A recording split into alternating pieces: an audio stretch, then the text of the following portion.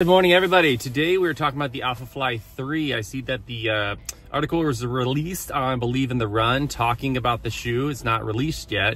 I want to share some of my thoughts and what I'm thinking about it. Just getting here at work, gonna hang out in the parking lot for a minute and just discuss this. I do have the Alphafly 1, and I remember when that shoe first came out and just how magical it was. For me, it was a truly special shoe. It had superhero and super celebrity status with it, mainly because of all the features that went into it. It was a carbon plated shoe. It had a massive amount of ZoomX foam. It was following the Vaporfly that came out, and the Vaporfly was truly revolutionary, in my opinion, for the racing shoe scene. And here's Nike coming up with another one. And it was a magical shoe. I remember putting that on and being so excited. I did a few races in it, and it did as advertised. It dropped some of my times, and it was just a really fun shoe to run in.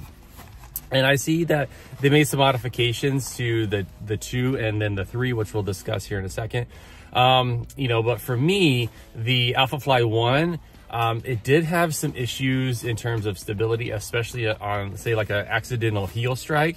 It didn't feel like loosey-goosey in terms of its front and back twisting. It actually felt quite rigid, but it did feel a little squishy in the heel, especially with all that air zoom and how high it was in the heel, that it was kind of unstable and felt a little bit unsafe, especially going around some corners, without the proper, thinking about the gate and everything like that.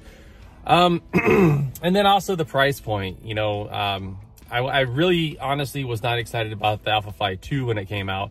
I didn't feel that it had that much of a difference to make me want to purchase and things like that.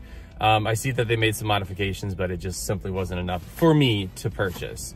Also, I kind of felt saturated in terms of carbon plated shoes. By that point, many other brands had already come out with their shoes in 2020, 21, 22, and on from there. But here comes the Alphafly 3. And in my opinion, there are quite a few changes that I can see going into the shoe. And the main one would be the continuation of the midsole from the front of the shoe to the back of the shoe, and how you no longer have the 2 separate units, that it's all one big slab of foam. I know it's revolutionary for this shoe because that's the first time that it's had that design, even though it's a design that's the same for all other shoes or whatever. But it's the Alphafly 3, so you've got the AirPods that are directly underneath your 1st and 5th MTPs of your foot. And you have the same thing with the Alphafly 1 and the Alphafly 2, but they were more independent little springs like the front of the car here. And they made this like weird like popcorn noise as you ran in them. It got, to me, kind of frustrating, kind of annoying, especially, when you're trying to run and you don't need all that racket going on. It sounds like, I don't know this for sure, that they fixed that with the new outsole design of the Alphafly 3. As well, they gave a little bit more protection for each of those air zoom pods in the front to give a little bit more protection. And it's kind of a harder rubber, according to that Believe in the Run article, so it might actually give a little bit more spring and rigidity to kind of transfer through that midfoot and up into the gate and potentially get some additional speed out of it. But to me, it just is nice to have that additional protection, especially that you're dropping $275, $300 into a shoe. The last thing you want is just, the knowledge that you might have a dainty shoe on that could be damaged inadvertently, especially during a race. That's just not what you want. Anyways, so I'm excited about the shoe. I honestly don't plan on getting it anytime soon, especially with it being so expensive, and I already have enough carbon fiber shoes as it is.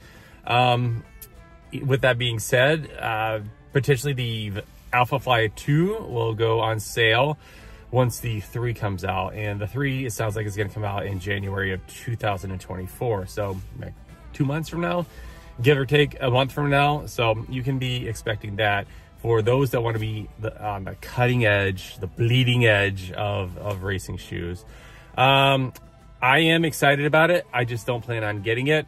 I like the idea of the new modifications to the midsole, and potentially how it can have the same characteristics, DNA, and attitude of the Alphafly 1, but be in a more, I guess, I don't want to say subdued, but just more